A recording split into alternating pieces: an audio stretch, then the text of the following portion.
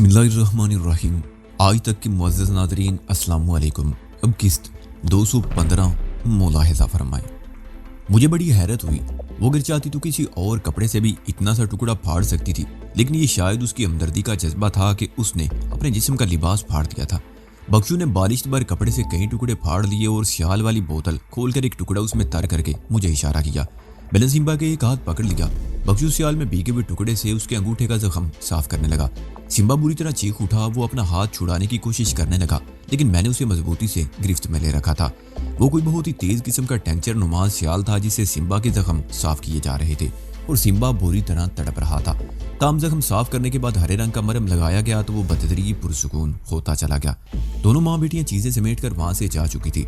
बख्शू हमारे पास बैठा बातें करता रहा।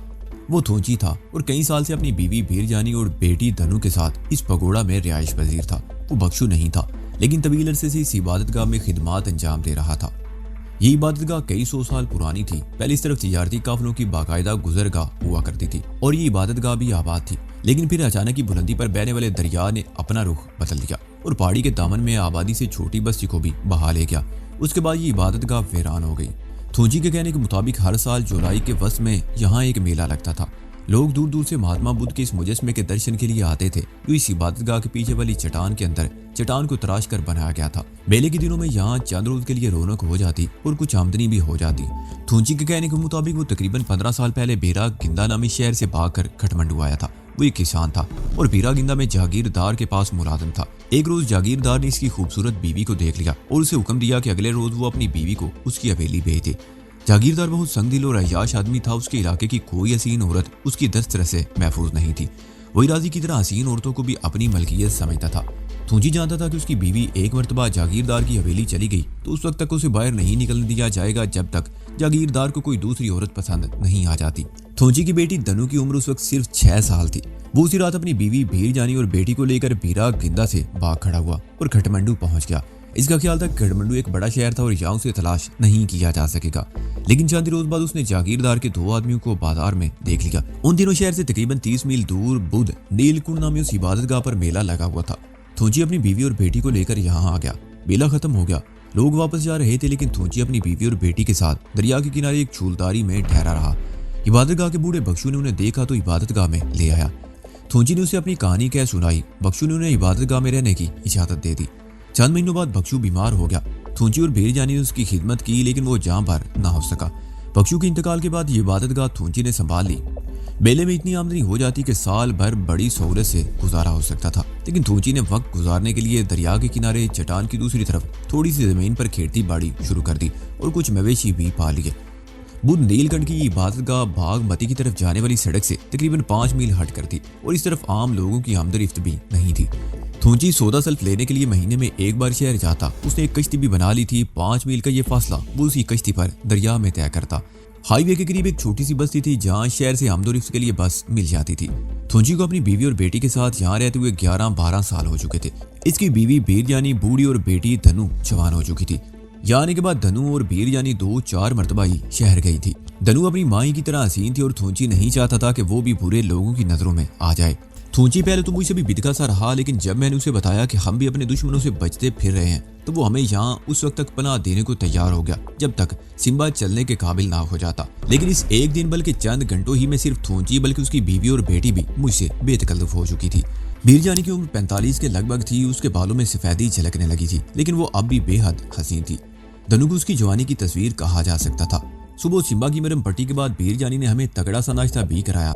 ज्वार की रोटी, पहाड़ी बकरे की कैपरी की कोरन का तरा हुआ गोश्त और चाय। गोश्त वो सुखा कर रख लेते थे जिसे जरूरत के वक्त मुख्तलिफ तरीकों से खाने के लिए इस्तेमाल किया जाता था। नाश्ते की थोड़ी देर बाद सिम्बा सो गया। मैं और थोंची कुछ देर उस कमरे में बैठे बातें करते रहे और फिर हम दोनों इबादतगाह से निकलकर दरिया के किनारे खेतों की तरफ आ गए। 3-4 खेत थे जिनमें ज्वार और सब्जियां वगैरह लगी हुई थी। इबादतगाह की पिछली तरफ वाली घाटी मवेशियों के लिए मखसूस थी। कांटेदार तारों की बाड़ लगाकर इस घाटी को मैसूर कर दिया गया था। मवेशी दिन भर वहां चरते रहते थे। ये घाटी इन मवेशियों का बाड़ा भी थी। शाम को जब मैं थोंची के साथ इबादतगाह वापस आया तो सिम्बा उस कमरे में नहीं था जहां सुबह उसे लिटाया गया था। वो दूसरे कमरे में था और धनुष के पास बैठी बातें कर रही थी। मुझे देखकर उसके होंठों पर मुस्कुराहट आ गई। सिम्बा ने मुझे बताया दोनों माँ बेटियों से उठाकर यहाँ लाई थी। इस कमरे में मेरे लिए भी अलग बिस्तर बिछा हुआ था। रात का खाना हमने सिम्बा के पास बैठकर खाया और उसके थोड़ी देर बाद थूंची मुझे इबादतगाह दिखाने के लिए ले गया। इबादतगाह का बैरूनी हिस्सा तो वो था जहाँ फास्टिंग बुद्धा का मुजस्मा था। इस इबादतगाह का पिछला हिस्सा चट्टान से मिला हुआ था। बाहर से ठोस और संगलाख नजर आने वाली ये चट्टान अंदर से खुली थी। इसमें दाखिल होने का रास्ता हाल की दूसरी तरफ एक तंग सी राहदारी से था। अंदर दाखिल होते ही मैं वहशत ज़दा सा होकर रह गया। ये गार या खाल 50-60 फुट लंबा और गालबन इतना ही चौड़ा था। इसके ऐन वस्त में बुद्ध नीलकंठ का वो मुजस्मा था जो एक चट्टान को तराश कर बनाया गया था। ये चट्टान तकरीबन 30 फुट ऊंची थी और इसका घेर भी 15 फुट से कम नहीं था। मैंने थूंची के हाथ से मशल ले ली और उसे ऊपर उठाकर गौर से मुजस्मे को देखने लगा। इस मुजस्मे को संग तराशी का एक नादर शायकार कहा जा सकता था। मुझे हैरत उस चट्टान पर थी जिससे मुजस्मा तराशा गया था। उसे बाहर से अंदर लाना तो मुमकिन था ही नहीं। हो सकता है ये चट्टान गार के अंदर कुदरती तौर पर इसी जगह मौजूद हो। गार की दीवारों पर भी इंसानी हाथों को सनाई का दखल नजर आ रहा था। इस बुलंद कामत मुजस्मे को देखकर अजीब सी वहशत तारी हो रही थी। गार की दीवारों पर भी जगह जगह पत्थर तराश कर मुजस्मे उभारे गए थे। थूंची ने मेरे हाथ से मशल ले ली और इशारा करता हुआ एक तरफ बढ़ गया। मैं उसके साथ साथ चलता रहा। गार के आखिर में एक तंग सी राहदारी थी जिसमें 2 आदमी बमुश्किल पहलू बपहलू चल सकते थे और तकरीबन 10 गज आगे चट्टान के अंदर राहदारियों का गोया जाल सा बिछा हुआ था।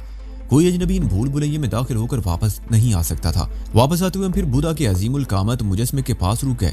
बख्शू अपनी जिंदगी में कई बार इन राहदारियों में मुझे ला चुका है। इन राहदारियों में कुछ ऐसे राज पोशीदा हैं जो मैं तुम्हें बाद में किसी वक्त बताऊंगा। इस वक्त मैं तुम्हें एक ऐसे राज से आगाह कर रहा हूँ जो बख्शू ने अपनी मौत से 2-4 दिन पहले मुझे बताया था, थूंजी ने कहा और फिर मेरे चेहरे की तरफ देखने लगा। बशल की थिरकती हुई रोशनी में उसका चेहरा इस वक्त बहुत ही पुरस्कार लग रहा था। तुम सुबह से हमारे साथ हो। मुझे यकीन आ गया कि तुम एक शरीफुल नफ्स इंसान हो और मुझे इस बात का भी यकीन है कि मैं जो राज तुम्हें बताने जा रहा हूँ वो तुम्हारे सीने तक ही महदूद रहेगा। हाँ, मैं वादा करता हूँ, मैंने कहा। थूंची मचल की रोशनी में बुद्धा के मुजस्मे के पिछले हिस्से को गौर से देखता रहा। उसने नीचे झुककर मुजस्मे के बाएं पैर की एड़ी की जगह पत्थर को दबा दिया। फिर यही हरकत दूसरे पैर के साथ भी की और वो जैसी सीधा हुआ मेरी आंखें हैरत से फैलती चली गई। मुजस्मे के दोनों पैरों के दरमियान तकरीबन 4 फुट का फासला था और ये जगह भी ठोस चट्टानी पत्थर पर मुश्तमिल थी। लेकिन अब वहाँ इतनी चौड़ी खिड़की नजर आ रही थी जिससे एक आदमी आसानी से अंदर दाखिल हो सकता था। पत्थर के दोनों हिस्से स्लाइडिंग डोर की तरह दाएं बाएं सिरक गए। थूंची उस खिड़की में दाखिल हो गया और मुझे भी अंदर आने का इशारा किया। मैं अंदर दाखिल हुआ तो मुझे हैरत का एक और झटका लगा। बुद्धा का मुजस्मा भी अंदर से खोखला था और इतनी जगह थी कि 3-4 आदमी साथ मिलकर आसानी से खड़े हो सकते थे, जबकि दाईं तरफ नीचे उतरने के लिए तंग सी सीढ़ियां थी। थूंची ने मुजस्मे के अंदर लगा हुआ एक आईनी हुक खींच दिया। वो खिड़की बंद हो गई जिससे हम अंदर दाखिल हुए थे। बाहर खड़ा कोई शख्स तसव्वुर भी नहीं कर सकता था कि पत्थर की इस मुजस्मे के अंदर 2 जिंदा इंसान मौजूद हैं। बाहर सीढ़ियां उतरकर हम तय खाने में पहुंच गए। ये सीढ़ियां सीधी नहीं थी, बीच में एक मोड़ था। मोड़ घूमने के बाद आखिरी सीढ़ी से जैसे ही नीचे कदम रखा मैं एक बार फिर उछल पड़ा।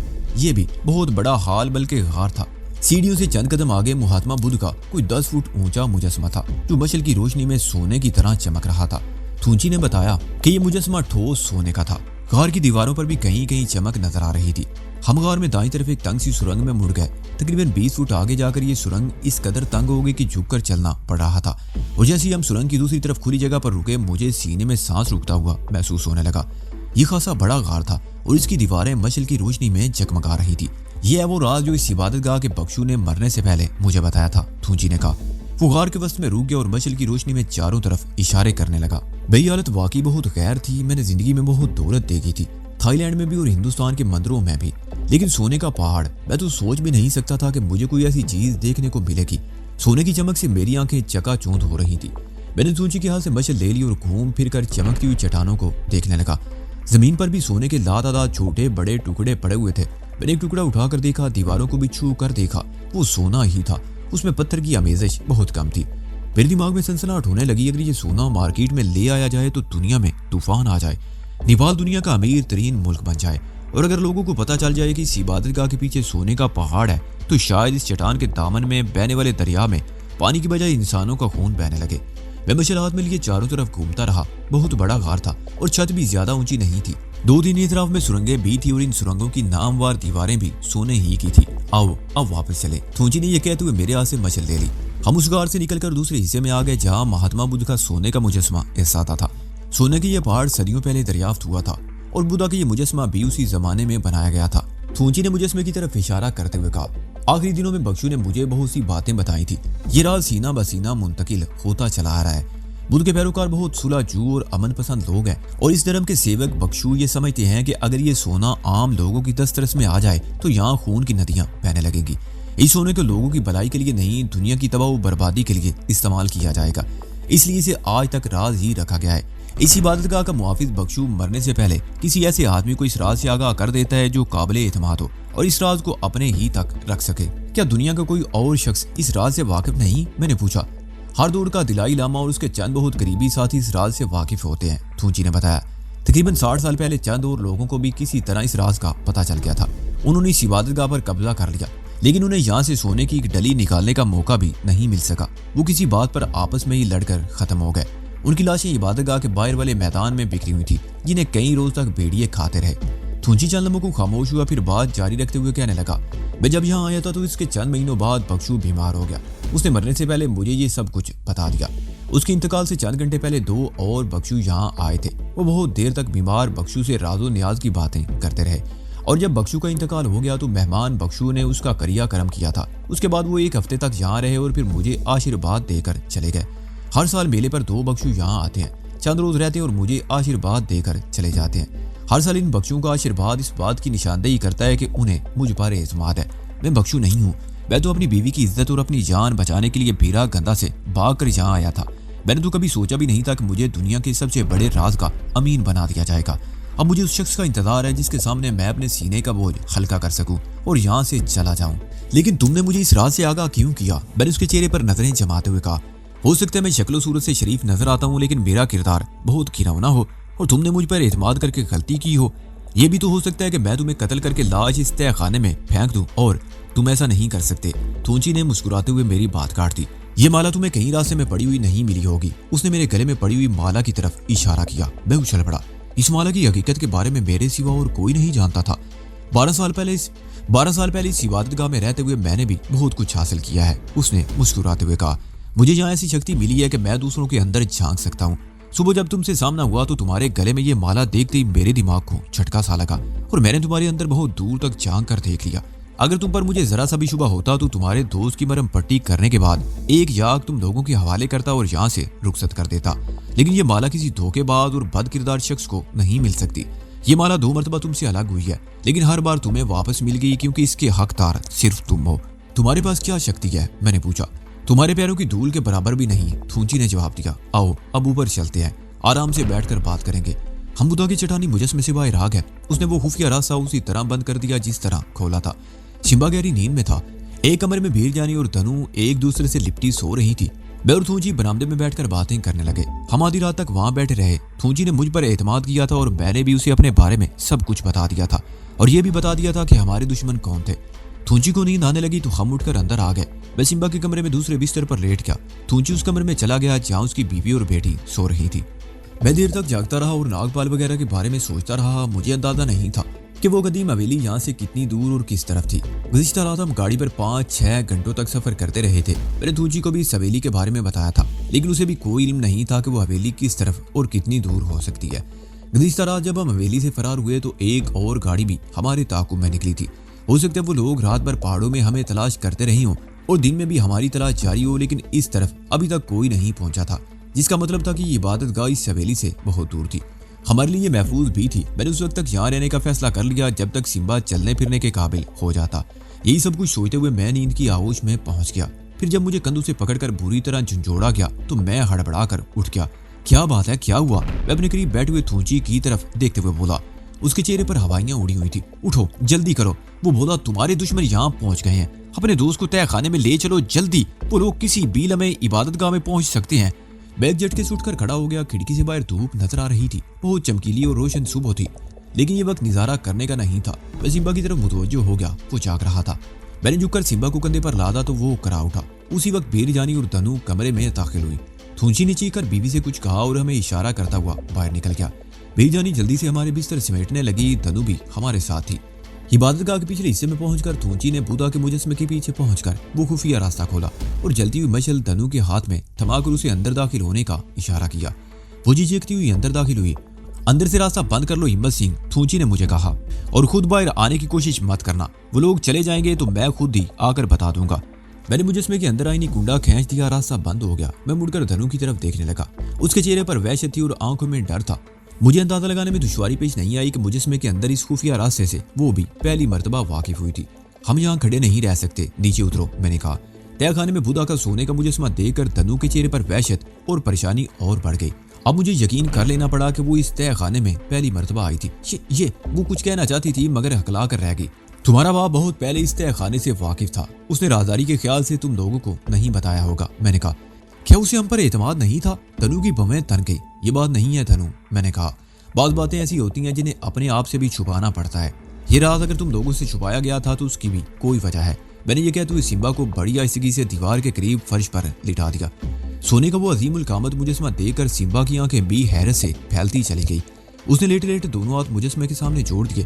دھنو گھوم پھر کر بدھا کے اس طلائی مجسمے کو دیکھ رہی تھی۔ میں نے اسے مشعل لے کر دیوار کے ایک سوراخ میں پھنسا دی، کیونکہ میں نہیں چاہتا تھا کہ وہ ٹہلتی ہوئی چٹان کے اس حصے میں چلی جائے جہاں سونے کی کان تھی۔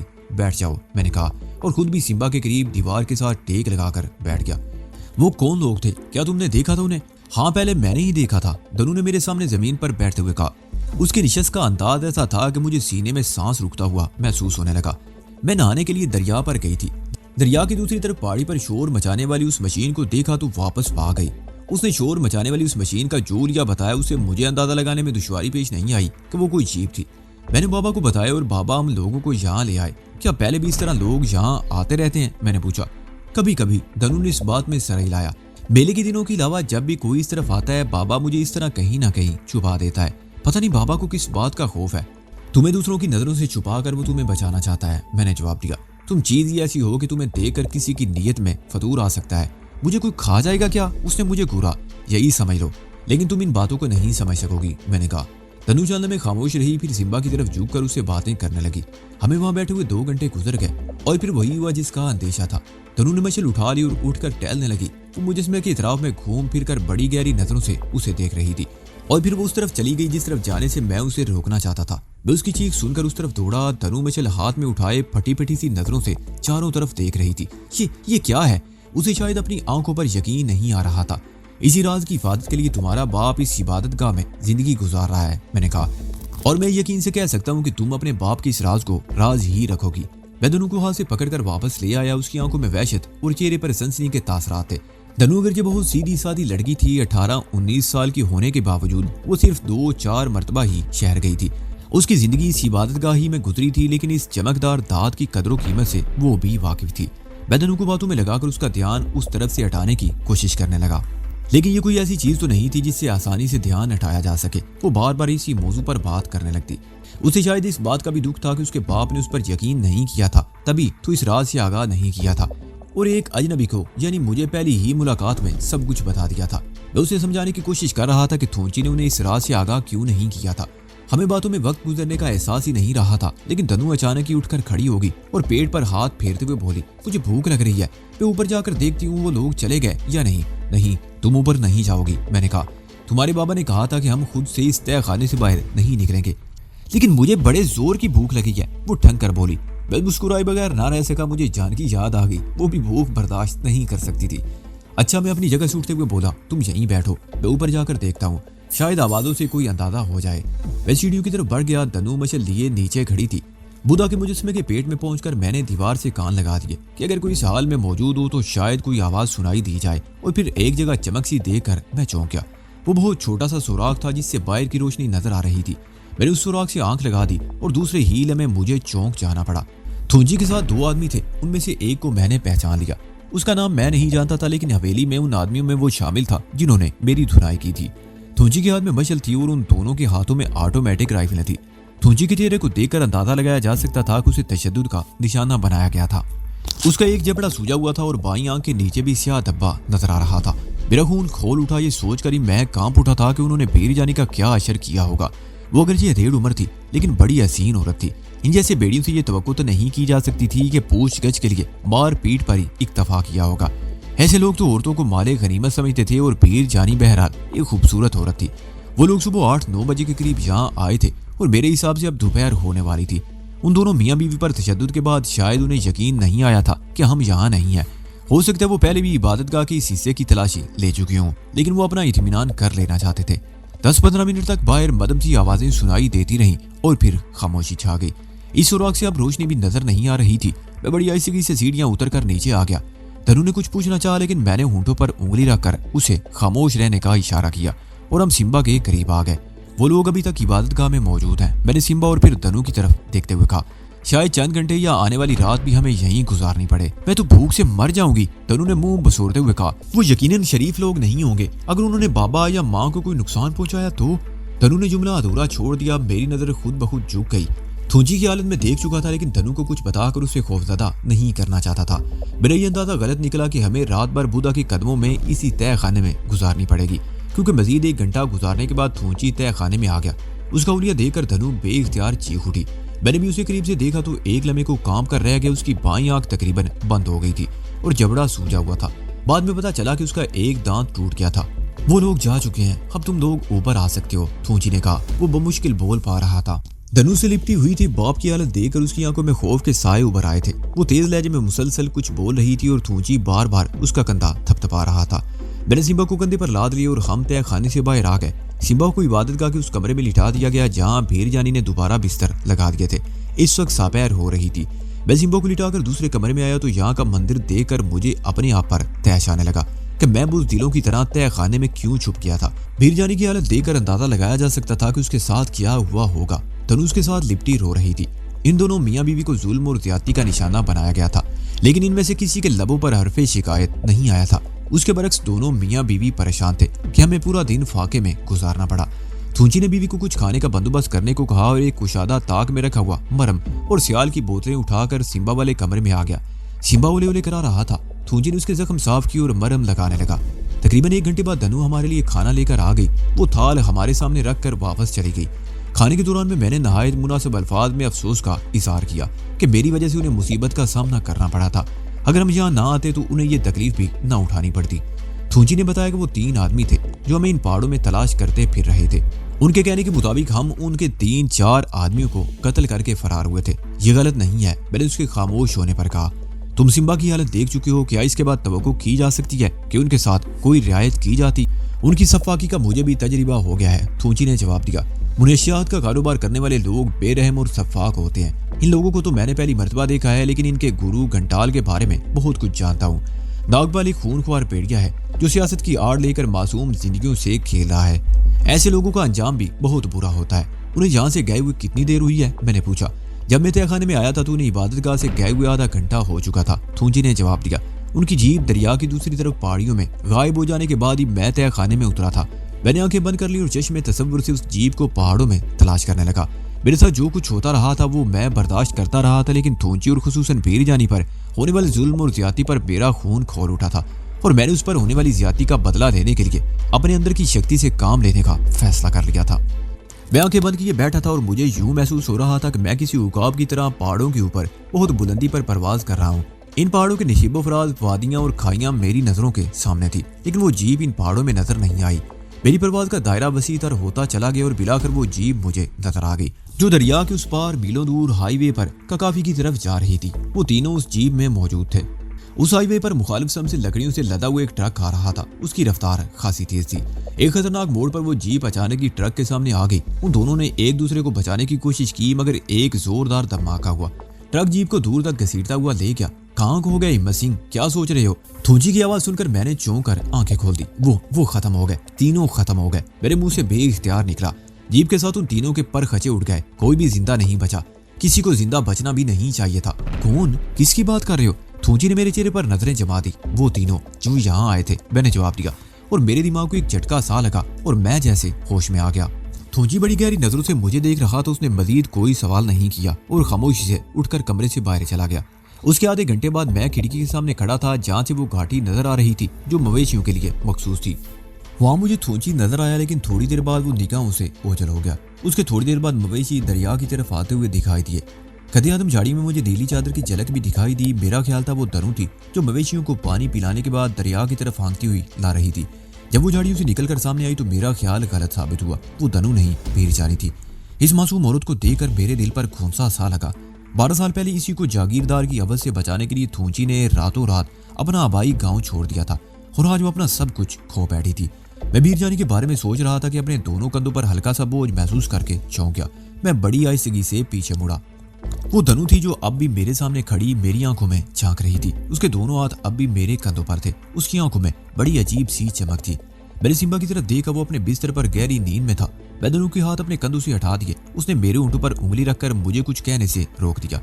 चंद लम्हे मेरी आंखों में झांकती रही। मेरा ख्याल था कि वो कोई ऐसी हरकत करेगी जो शायद मेरे लिए नाकाबिले बर्दाश्त हो, लेकिन उसने अचानक ही मुझे हल्का सा धक्का दिया और मुड़कर तेजी से बाहर दौड़ गई। मैं खिड़की के करीब दीवार से टेक लगाए खड़ा गहरे गहरे सांस लेते हुए धनु के बारे में सोचने लगा।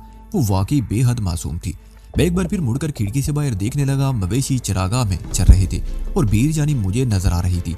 न जाने क्या बात थी कि मैं जब भी वीर जानी को देखता मुझे शोभा याद आ जाती, और इस वक्त भी शोभा मुझे बड़ी शिद्दत से याद आने लगी थी। मुझे काठमांडू से निकले हुए 1 महीना होने वाला था। शोभा उन दिनों हॉस्पिटल में थी। अब पता नहीं वो कहाँ गई होगी, हॉस्पिटल में ही या कहीं और। मैंने मायामती को अगरचे उसका ख्याल रखने को कहा था, लेकिन वो किस हाल में थी कुछ कहना मुश्किल था। तकरीबन 1 हफ्ता पहले पोखरा से टेलीफोन पर इंस्पेक्टर बरिंद्रा से मेरा राब्ता हुआ था, और 5 दिन पहले जब मैं पोखरा से काठमांडू के लिए रवाना हुआ था तो पोखरा के चीफ इंस्पेक्टर ने कहा था कि वो फोन पर इंस्पेक्टर बरिंद्रा को मेरी रवानगी की इतला दे देगा। उसने यकीनन ऐसा किया होगा। बरिंद्रा और आजम खान को मेरा इंतजार होगा, लेकिन मैं काठमांडू नहीं पहुंच सका। कीर्तिपुर में योगी गौतम भूष ने मुझे बस से उतार लिया। गौतम भूष और पंडित धीराज मुझसे नीलगिरी की माला छीनना चाहते थे। उन्होंने अपनी पुरस्कार कुव्वतों से मुझे किसी मुसीबत में मुब्तला करने की कोशिश की, लेकिन माला की शक्ति ने मुझे उनके तागूती इशार से निकाल दिया। मगर मैं नागपाल के आदमियों के हत्थे चढ़ गया, और उसके बाद जो कुछ भी हुआ वो आप जान चुके हैं। और इस वक्त मैं खिड़की में खड़ा बहुत दूर बर्फपोश पहाड़ी चोटियों की तरफ देखते हुए सोच रहा था कि क्या बरिंद्रा और आजम खान भी मुझे तलाश कर रहे होंगे। आहट पाकर मैं एक बार फिर पीछे मुड़ गया। वो वीर जानी थी जिसने दोनों हाथों में कुछ फल उठा रखे थे। मैं मुस्कुराती उसकी तरफ बढ़ गया। 3 दिन गुजर गए। इसी दौरान में कोई गैर मामूली बात नहीं हुई। थोंची सुबह होते ही अपने खेतों में चला जाता। खाना तैयार करने और मवेशियों की देखभाल की जिम्मेदारी वीर जानी के सपुर्द थी। वो अपने इन कामों में मसरूफ रहती, और धनु वो सारा दिन हिरनी की तरह कलांचे भरती रहती। कभी बाप के पास खेतों में, कभी चरागाह में, कभी दरिया पर, और कभी हमारे पास बैठी बातें करती रहती। तनु कभी सिम्बा के पास बैठी होती तो मैं भी खेतों की तरफ चला जाता और थोंची के कामों में थोड़ा बहुत हाथ बटा देता। थोंची एक मरहम से सिम्बा का बाकायदगी से इलाज भी कर रहा था। ये मरहम इन्हीं पहाड़ियों में पाई जाने वाली जड़ी बूटियों से तैयार किया गया था, जिसके 2-3 मरतबा लगाने ही से जख्म भर जाते थे। लेकिन सिम्बा को इस मरहम से कोई फायदा नहीं हुआ था, बल्कि जख्म खराब होते जा रहे थे। चौथे रोज मैंने शहर जाने का फैसला कर लिया। मेरा ख्याल था कि इंस्पेक्टर बरिंद्रा से मिलकर सिम्बा को शहर ले जाने का बंदोबस्त करूंगा, लेकिन थोंची ने मुझे रोक दिया कि हर तरफ मुझे तलाश किया जा रहा था, और इन हालात में मेरा यहाँ से किसी और तरफ जाना मुनासिब नहीं था। ताहम वो खुद शहर जाने को तैयार हो गया। थोंची राशन वगैरह लेने के लिए महीने में एक बार शहर जाता रहता था। शहर के रास्तों से वो बाखूबी वाकिफ था। मैंने उसे इंस्पेक्टर बरिंद्रा के बारे में सब कुछ समझा दिया, और सुबह 8 बजे के करीब वो कश्ती पर सवार होकर रवाना हो गया। मैं और धनु घाट पर खड़े देर तक कश्ती को जाते हुए देखते रहे। वो दिन मैंने सिम्बा के पास ही रहकर गुजारा। वो खासी तकलीफ में था। धनु बार बार हमारे कमरे के चक्कर लगा रही थी। वो भी सिम्बा के लिए खासी परेशान थी। कभी वो हमारे पास बैठ जाती और कभी बाहर चली जाती। शाम से जरा पहले वो कमरे में दाखिल हुई तो उसके चेहरे पर घबराहट नुमाया थी। क्या हुआ, क्या बात है, मैंने पूछा। सामने वाली पहाड़ियों पर शोर मचाने वाली एक मशीन इस तरफ आ रही है, उसने इशारे से बताया। मैं उठकर बाहर की तरफ दौड़ा और ढुलान पर दरख्तों में छुपकर सामने वाली पहाड़ियों की तरफ देखने लगा। किसी गाड़ी के इंजन की हल्की आवाज तो सुनाई दे रही थी, लेकिन वो गाड़ी अभी तक निगाहों में नहीं आई थी। धनु भी मेरे करीब खड़ी उसी तरफ देख रही थी। इस वक्त मैंने फैसला किया था कि अगर कोई मशकूक गाड़ी हुई तो धनु, वीर जानी और सिम्बा को तय खाने में पहुंचा दूंगा और खुद सूरत का मुकाबला करने की कोशिश करूंगा। तकरीबन 5 मिनट बाद वो गाड़ी सामने आ गई। वो बगैर हुड की जीप थी और उस पर जर्द रंग का झंडा देखकर मेरे मुंह से गहरा सांस निकल गया। खतरे की कोई बात नहीं थी। थोंची और मेरे बीच पहले ये बात तय हो गई थी कि अगर इंस्पेक्टर बरिंद्रा उसके साथ गाड़ी पर आया तो वो गाड़ी पर जर्द रंग का झंडा लहरा देगा। पहाड़ियों में चकराती हुई जीप कभी निगाहों से ओझल हो जाती और कभी सामने आ जाती। जीप में 3 आदमी सवार थे, 2 आगे और एक पीछे बैठा हुआ था। पीछे वाला जर्द लिबास की वजह से पहचान में आ गया था, वो थोंची था। तकरीबन 15 मिनट बाद वो जीप ढुलान के नीचे आकर रुक गई। मैं दरख्तों की आड़ से निकलकर तेजी से उस तरफ बढ़ा। इंस्पेक्टर बरिंद्रा के साथ डॉक्टर नारायण को देखकर मैं मुस्कुरा दिया। डॉक्टर नारायण भी उसी हॉस्पिटल में था जहां मैं पहले जेरे इलाज था। इंस्पेक्टर बरिंद्रा मुझसे इस तरह गले मिला जैसे मुद्दतों से बिछड़े हुए सगे भाई मिलते हैं। डॉक्टर नारायण ने भी बड़ी गर्मजोशी से मुझसे हाथ मिलाया और जीप में रखा हुआ अपना बैग उठा लिया। थोंची जीप से उतरकर तेज से कदम उठाता हुआ इबादतगाह की तरफ चला गया। 10 मिनट बाद हम सिम्बा वाले कमरे में मौजूद थे। डॉक्टर नारायण ने उनके जख्म साफ किए। थोंची एक माहिर कंपाउंडर की तरह उसकी मदद कर रहा था। हाथों और पैरों के जख्म बिगड़ चुके हैं, बाकायदा इलाज होना जरूरी है, वरना। ठीक है डॉक्टर, इंस्पेक्टर बरिंद्रा ने कहा। میں جانتا ہوں اس کا باقاعدہ علاج ہاسپٹل میں ہو سکتا ہے، اس وقت تو تم جو کچھ کر سکتے ہو وہ کرو، صبح ہم اسے ہاسپٹل لے چلیں گے۔ میں بھی یہی کہنا چاہتا تھا، ڈاکٹر نارائن نے جواب دیا اور زخموں کی ڈریسنگ کرنے لگا۔ اس رات ڈاکٹر نارائن سمبا والے کمرے میں سویا تھا اور میں اور انسپکٹر بریندرا عبادت گاہ کے برآمدے کی سیڑھیوں پر بیٹھے باتیں کرتے رہے۔ انسپکٹر بریندرا کے کہنے کے مطابق جس روز میں نے درپتن نامی قصبے سے وہاں کے پولیس اسٹیشن کے ذریعے اسے ٹیلی فون پر رابطہ کیا تھا، اس سے اگلی روز اس پولیس آفیسر سے اسے پدمی کے قریب 2 آدمیوں کے قتل کی اطلاع بھی مل گئی، اور پھر اسے یہ بھی پتہ چل گیا کہ وہ لوگ ناگپال کے آدمی تھے جنہیں قتل کر کے 500 کلو ہیروئن چھین لی گئی تھی۔ بریندرا کو اندازہ لگانے میں دشواری پیش نہیں آئی تھی کہ اس واردات کے پیچھے کس کا ہاتھ ہو سکتا تھا۔ اس نے فوراً دھور پتن اور پدمی کے پولیس آفیسروں کو اطلاع دی کہ مجھے تلاش کر کے میری حفاظت کی جائے۔ انسپکٹر بریندرا کے لیے یہ اطلاع خاصی سنسنی خیز ثابت ہوئی۔ جس روز پدمی سے 2-3 میل دور یہ واقعہ رونما ہوا، اس رات چانگ لی بھی پدمی میں موجود تھا، لیکن اگلے ہی روز وہ پراسرار طور پر پدمی سے غائب ہو گیا۔ اور پھر بریندرا کے لیے یہ اطلاع بھی بڑی سنسنی خیز تھی کہ ناگپال بھی اپنے کچھ آدمیوں کو لے کر پدمی کی طرف روانہ ہو گیا تھا۔ وہ علاقہ اگرچہ انسپکٹر بریندرا کے دائرہ کار میں نہیں تھا، لیکن وہ مجھے اس طرح بے یارو مددگار نہیں چھوڑ سکتا تھا۔ اسے پتہ چل گیا تھا کہ موت کے فرشتے میرے تعاقب میں روانہ ہو چکے ہیں۔ اس نے بھی پولیس کی ایک پارٹی تیار کر کے اس طرف روانہ کر دی تاکہ مجھے تلاش کر کے باحفاظت کھٹمنڈو لے آیا جائے۔ پولیس پارٹی بھی مجھے تلاش کرتی رہی، ان کا بھی یہی خیال تھا کہ شاید میں انڈیا کی سرحد پار کرنے کی کوشش کروں گا۔ اس تلاش کے دوران جاڑا کوٹ نامی بستی کے قریب ناگپال کی پارٹی سے تصادم بھی ہو گیا، جس میں ایک پولیس والا زخمی ہوا تھا اور ناگپال کی پارٹی کا ایک آدمی مارا گیا تھا۔ پولیس والے بھی ناگپال کی طرح میری تلاش سے مایوس ہو چکے تھے۔ ان کا خیال تھا کہ شاید میں بملا کے ساتھ انڈیا کی سرحد پار کر گیا ہوں، اور پھر جب بخارا کے پولیس چیف کے توسط سے بریندرا سے میری بات ہوئی تو اسے اطمینان ہوا تھا۔ انسپکٹر بریندرا کو بملا کی موت کا سن کر افسوس ہوا تھا۔ اس نے بتایا کہ پدمی میں 2 آدمیوں کے مارے جانے اور 500 کلو ہیروئن چھین جانے سے ناگپال گویا پاگل ہو گیا تھا۔ اسے پتہ چل گیا تھا کہ اس کے آدمی کو قتل کر کے ہیروئن چھیننے والا کون ہے۔ سومبا چونکہ ناگپال کی سرگرمیوں کے خلاف میرا ساتھ دے رہا تھا، اس لیے ناگپال نے اسے بے پناہ تشدد کا نشانہ بنا کر موت کے گھاٹ اتار دیا تھا۔ اس کا ایک اور آدمی بھی ناگپال کے آدمیوں کے ہاتھوں مارا گیا تھا۔ سومبا کے آدمی بھی خاموش بیٹھنے والے نہیں تھے۔ اس کا گروہ اگرچہ زیادہ بڑا نہیں تھا، لیکن وہ ناگپال کے گروہ سے بھیڑ گئے۔ اس طرح شہر میں ایک خوفناک گینگ وار شروع ہو گئی، جس میں دونوں طرف کے کم از کم 4 آدمی مارے گئے تھے۔ کم از کم 15 روز تک شہر تقریباً بند رہا۔ پولیس بڑی مشکل سے اس صورتحال پر قابو پا سکی تھی۔ درجنوں گنڈوں اور بدماشوں کو پکڑ کر سلاخوں کے پیچھے بند کر دیا گیا تھا۔ ناگپال حسب معمول ایک بار پھر روپوش ہو گیا۔ انسپکٹر بریندرا کہہ رہا تھا 4-5 روز پہلے ایک کاکانی ہائی وے پر اس کے 3 آدمی ایک حادثے میں مارے گئے تھے۔ تباہ شدہ جیپ سے کچھ ایسی چیزیں برآمد ہوئی تھی جس سے اندازہ لگایا گیا کہ ناگپال بھی اس طرف پہاڑیوں میں کسی بستی میں روپوش ہے۔ اسے مختلف بستیوں میں تلاش کیا جا رہا ہے، لیکن ابھی تک کوئی سراغ نہیں ملا۔